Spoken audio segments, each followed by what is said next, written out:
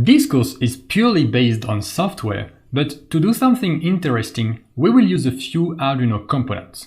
Those are cheap and easy to find, and I guess that many of you probably already have most of them.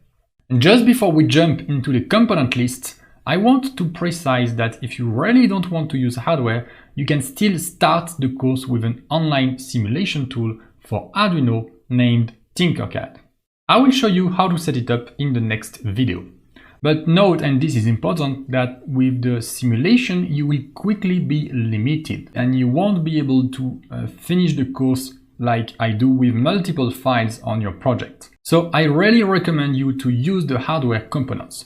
The circuit will be really simple and I will provide step-by-step instructions to build it. The Tinkercad simulation, however, can be of a great help to start the course while waiting for components to arrive. And once you buy or receive the components, then switch to the Arduino IDE with the real hardware. So now here is the list of what you need. First, of course, an Arduino board. I am personally going to use an Arduino Uno board, but it doesn't really matter which board you have. The OOP code will work the same. If you have a different board, you will just have to change 1 or 2 pins connections and that's it. And also, you can use an official Arduino board or a clone board, which also doesn't matter. I personally use a clone board which works just fine. Then you need a USB cable to be able to connect the Arduino to your computer, a breadboard, a set of male-to-male wires, 3 resistors of 220 ohm value.